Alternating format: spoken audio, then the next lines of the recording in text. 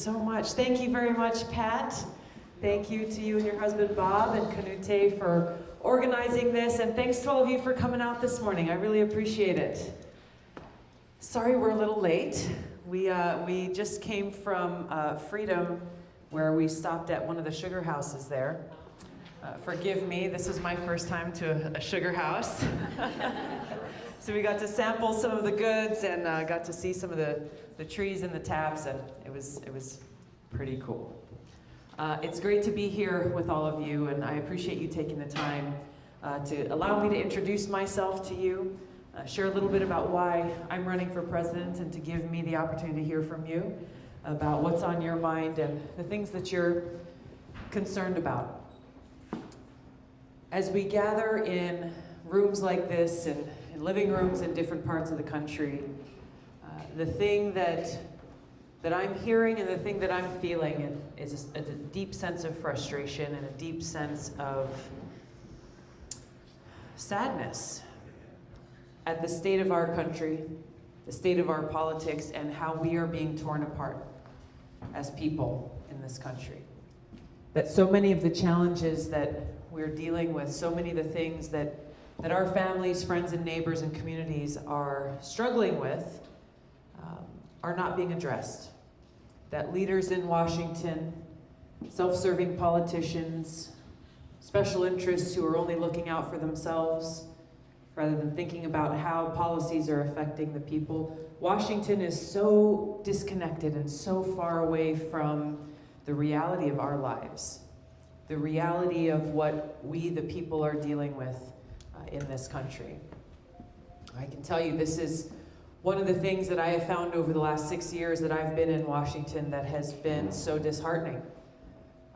The conversations that are taking place, the priorities that are being put forward, are too often centered around how can we get one political party to win and defeat the other? How can we work to benefit one special interest group over another? But the question of whether or not the people in this country are winning, are being helped, are being served, is often lost in all of that. The principles that our founders had for us of a government of, by, and for the people has unfortunately been forgotten. You know, it's something that we all learn about and we repeat ever since we're kids, but when we actually look at how is this being put into practice, and is it being put into practice, the reality, unfortunately, is that it's not. That we have a government, unfortunately, that too often is of, by, and for the most powerful, or of, by, and for those who have the most money to pay the highest paid lobbyists to then influence the policies that are being passed.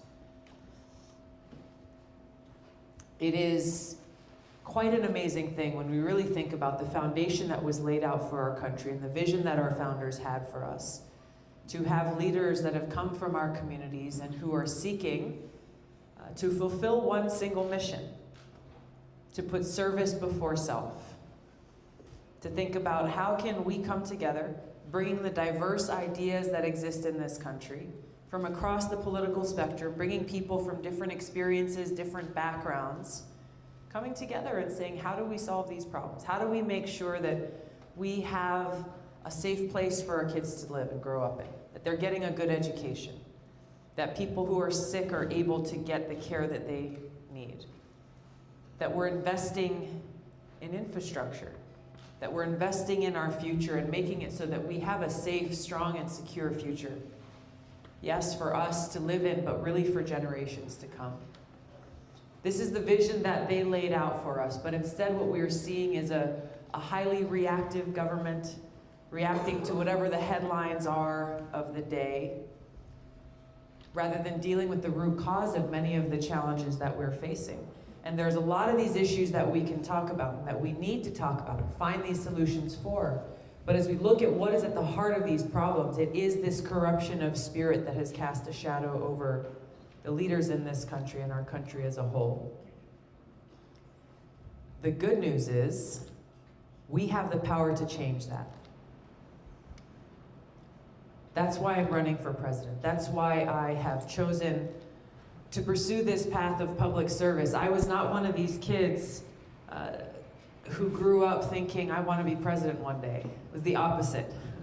I was not interested in politics at all. Fourth of 5 kids growing up in Hawaii, I was the shyest, most introverted one, very happy to hang out with my friends, go surfing, read my books. But what got me involved from a young age was my love for our home. While we come from different parts of the country, you have a beautiful home here, just as we do in Hawaii.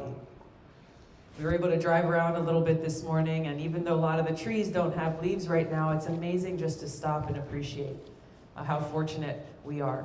So for me as a kid, the first way that I wanted to start getting involved was because I got frustrated when I saw people were throwing their trash out of the car window or littering on the beach, which was our playground. And so I started to get some of my friends, say, hey, let's go clean up on the beach. Let's go clean up the beach on the weekends. And then we would come back, there'd be more trash, more trash, more trash. Like, that's not actually solving the problem. How can we do more? How can we do more? And so ultimately, that's what led me to run for the State House in Hawaii. And I grew to appreciate from that young age, for myself in a deeply personal way, that I was always happiest when I was trying to do things for other people, when I was trying to be of service. And so that's what led me to serve in the State House, serve on our Honolulu City Council, dealing with some of the basic municipal issues, sewers and roads and potholes and transportation, housing, and later to serve here in the United States Congress now for over 6 years.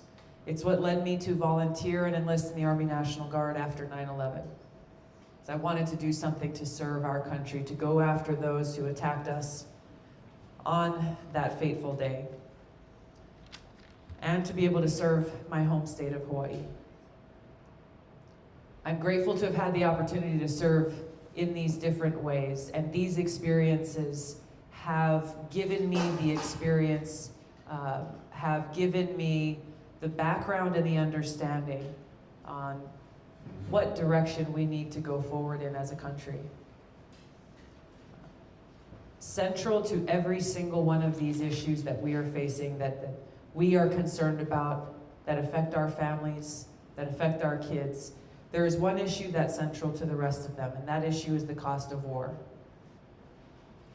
For far too long now, our leaders across both political parties have been waging wasteful, interventionist wars, trying to act as the world's police and going to different countries and toppling dictators that we don't like, while cozying up to others, countries like Saudi Arabia, who are not our allies, who don't serve our interests, who are strengthening terrorist groups like Al-Qaeda.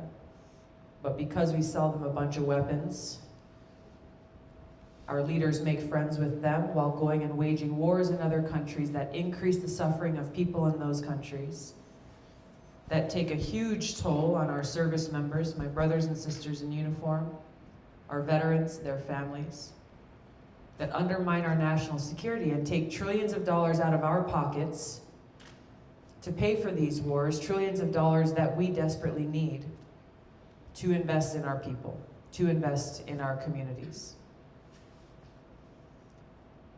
We're in a place now where not only are we dealing with this cost of war, but we are facing a nuclear arms race that has been recently kicked off with increasing tensions between the US and other nuclear armed countries. And now, rather than taking steps to decrease the numbers of nuclear weapons in the world, to decrease this threat of nuclear war, leaders in Washington want to spend more money on building more of these bombs to escalate this threat, which makes the world less safe and makes us less safe.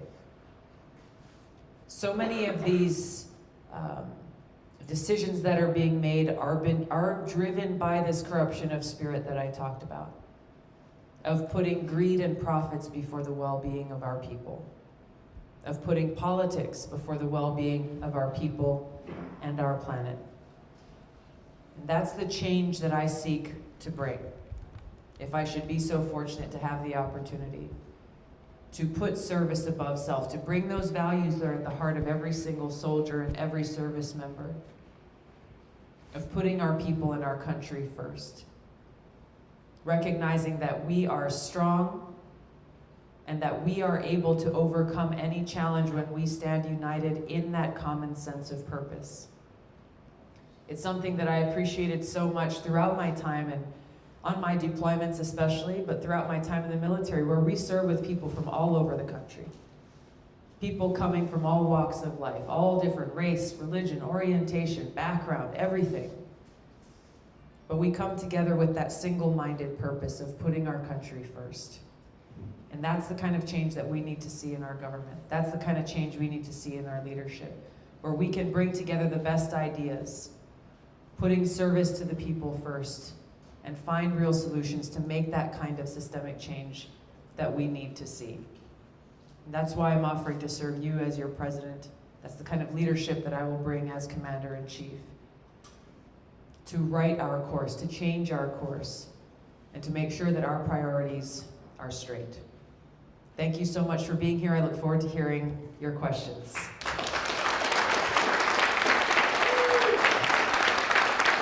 Thank you so much.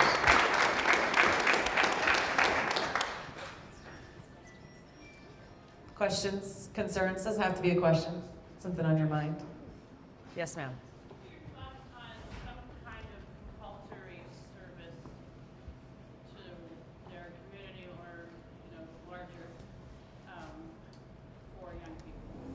Yeah, I think there are some different ideas that are being put forward about some kind of national service campaign or requirement. I think it's something worth looking at, but I kind of think that at the heart of service is something that's got to come from within. And that if it's mandatory, then it takes away the beauty of the motivation to provide that service in the first place.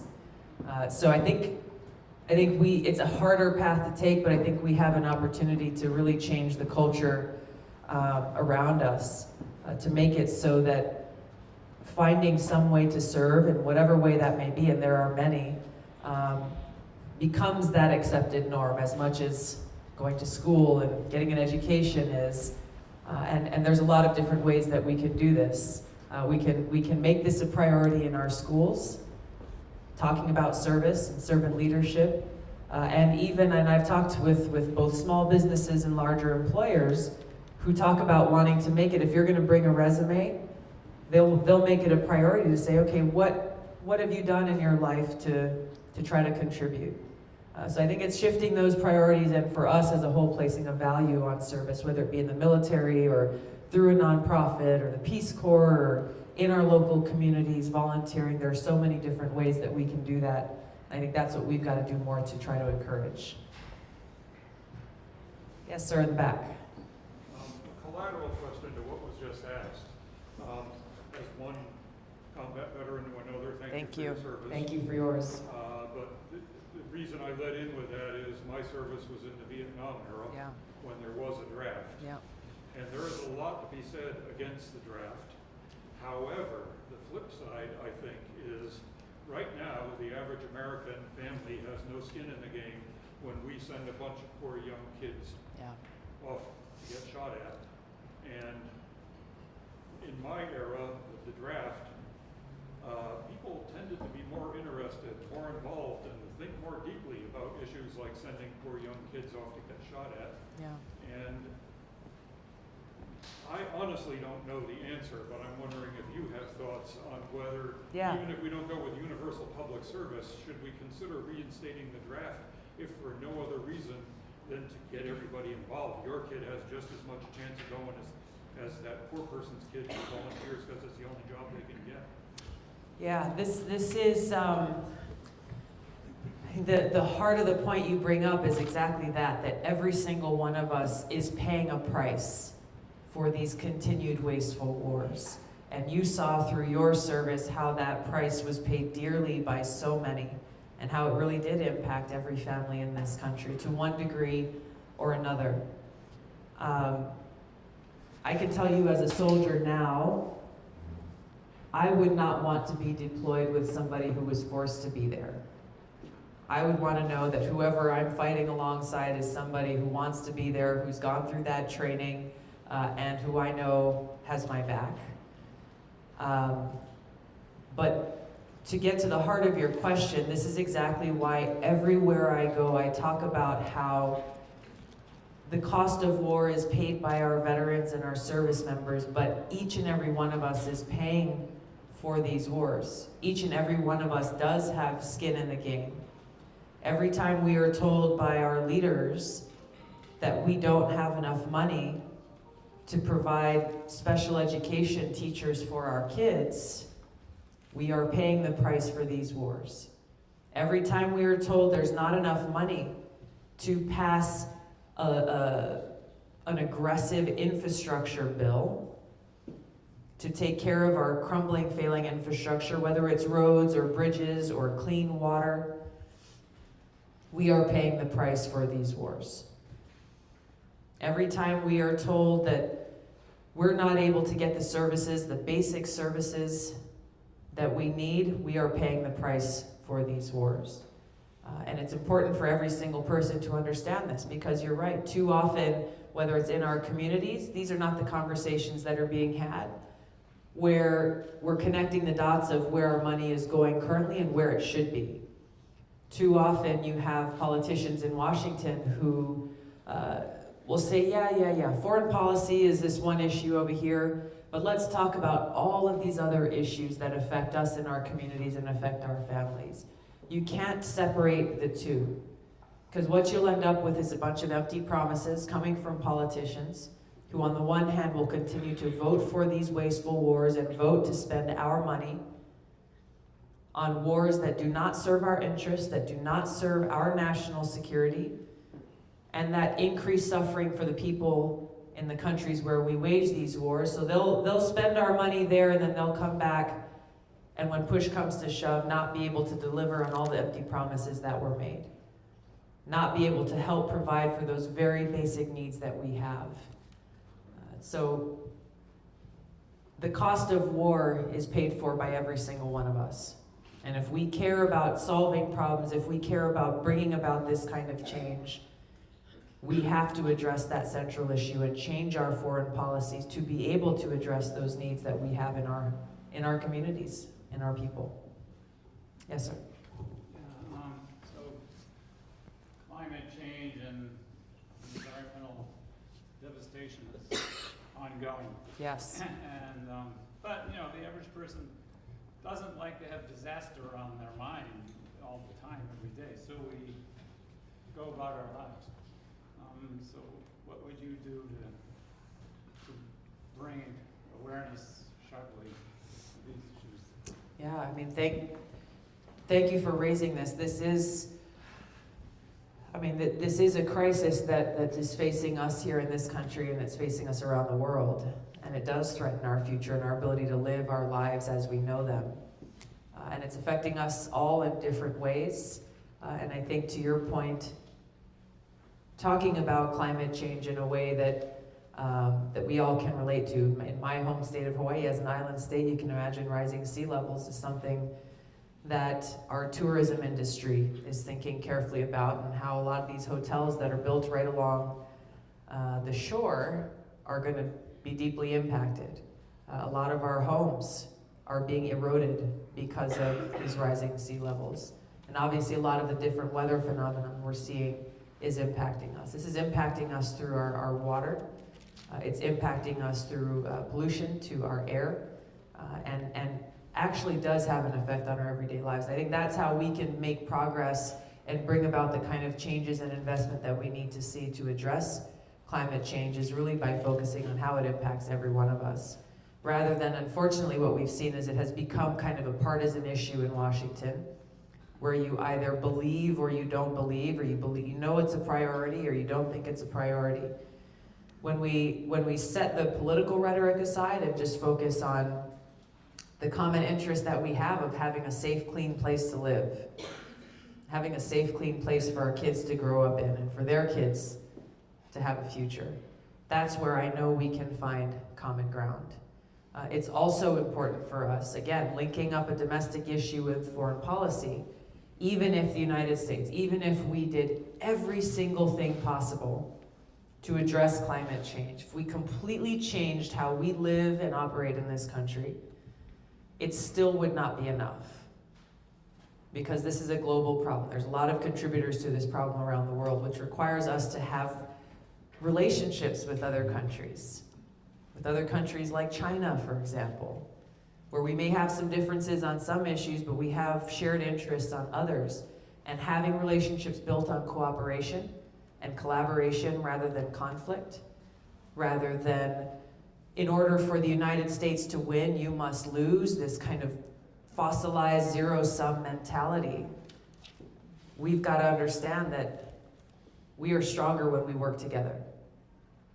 It's better for our country and it's better for our global community. What's your stance on the legalization of cannabis?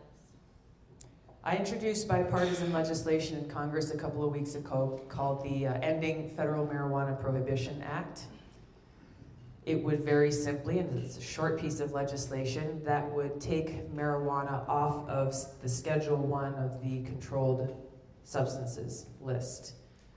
Whereas you know it currently sits right alongside heroin and cocaine.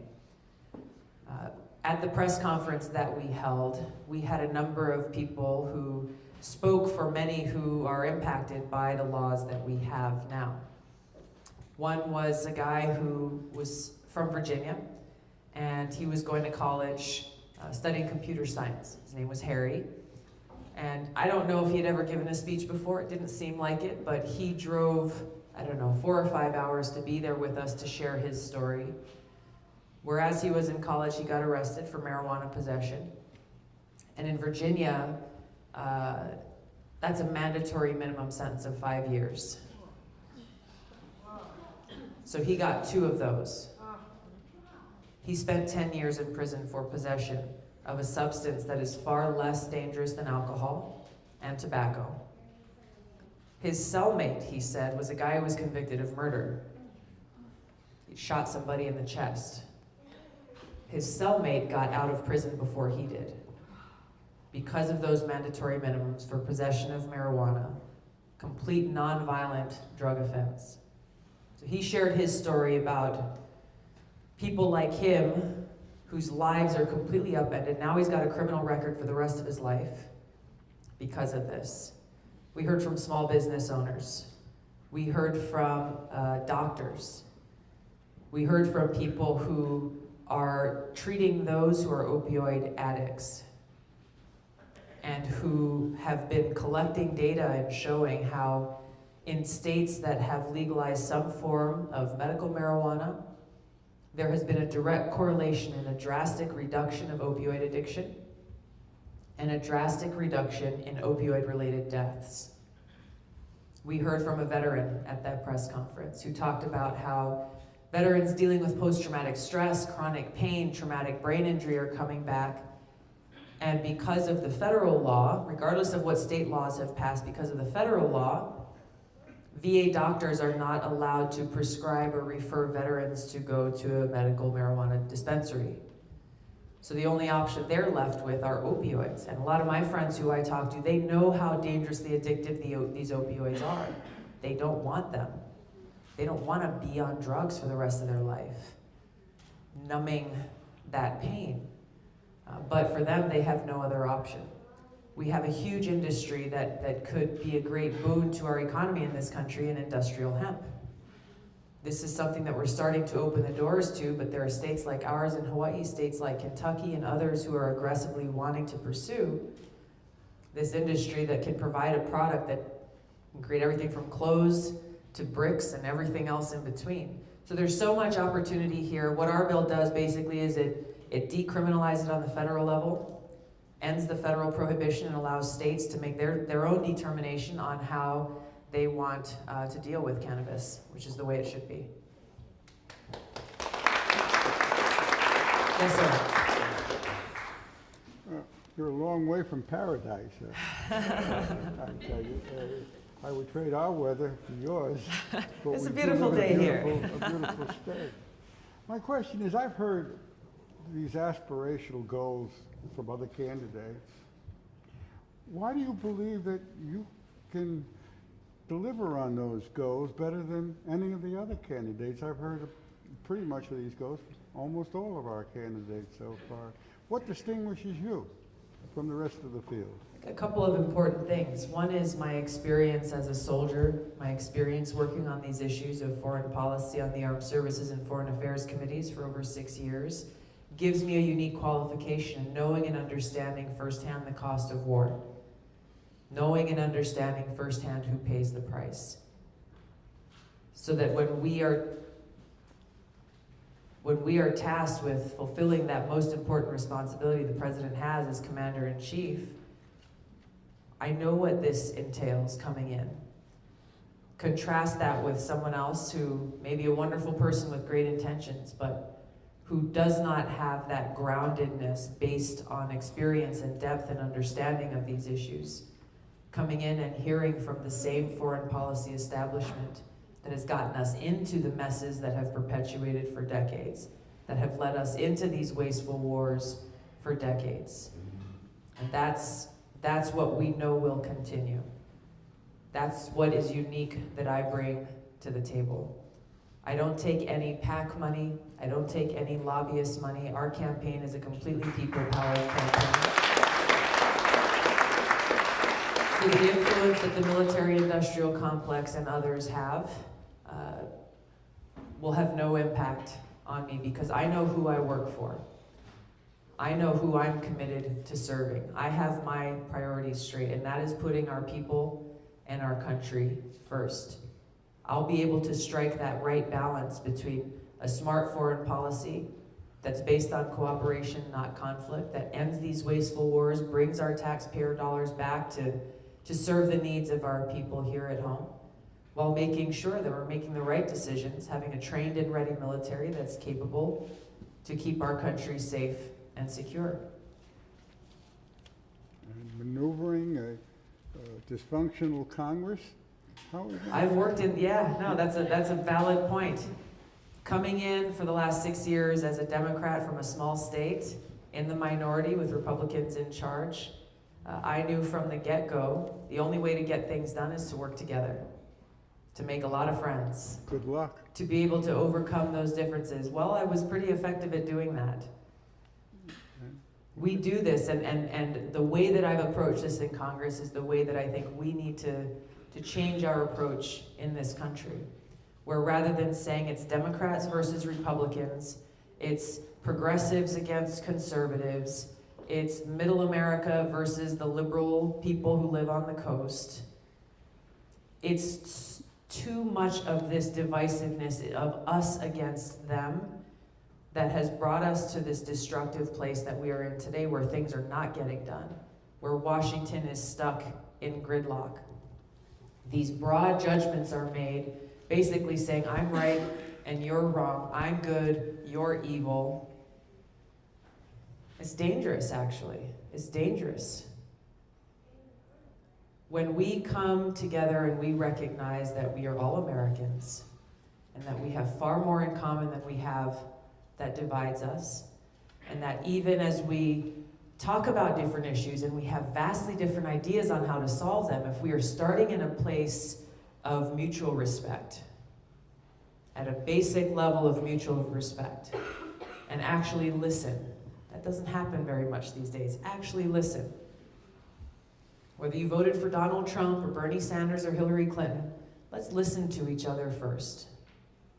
Share our ideas. Yes, we can have vigorous debate, and we should, about how best we tackle these problems. But by doing so, then we have a pathway to be able to solve them.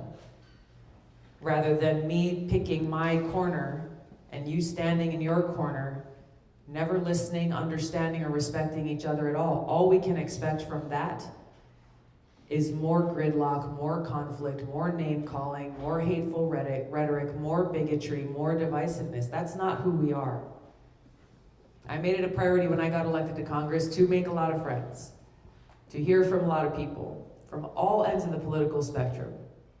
My colleagues as Democrats, my colleagues as Republicans.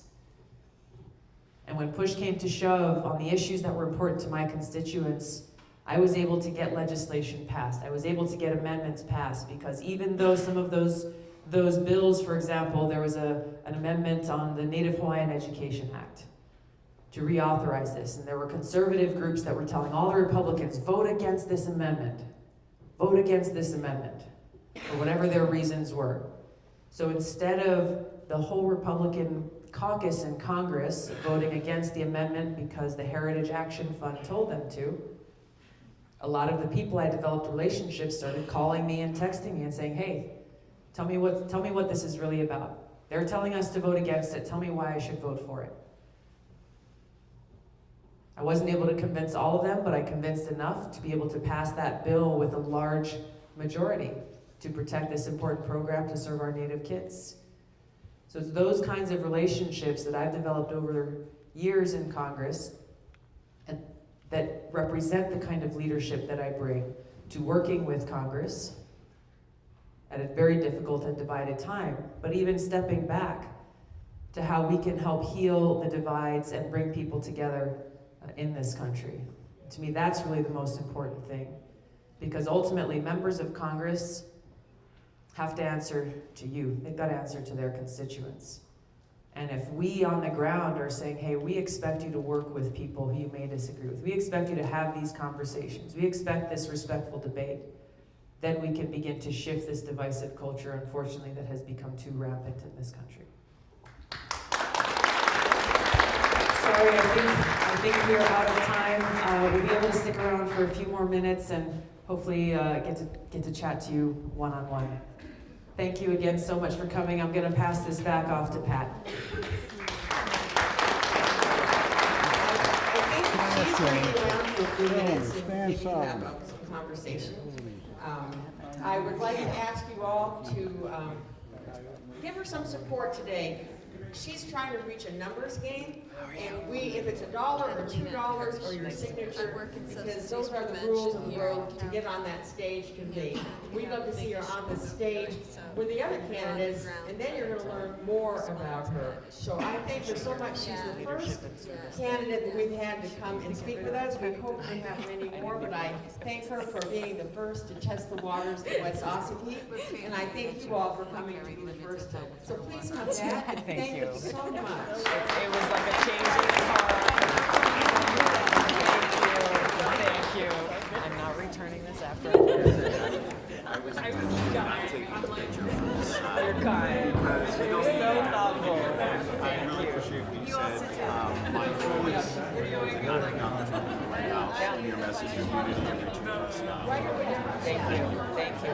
It's how we win, and it's how we get back on course. I appreciate it. So nice to receive We that. were listening. Her table over there by the door, you can get a sticker for $1 or something as simple as that to show her that you're giving her some support for coming out today. That would be great. Yep. Thank you. And don't leave Nice yet. to meet you They guys. don't talk to me. Oh my God, it was amazing. They made like Brooks family. Brooks family. Yeah. That's our neighbor. Oh, is that right? Oh, that's cool. They were amazing. So they drove us out and we were able to check out some of the trees and the taps, and I wish we had all day to spend there.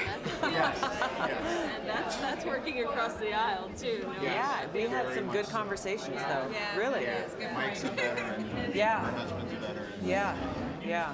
It was good. Thank you guys. Nice to meet you. Thank you. Yes, of course.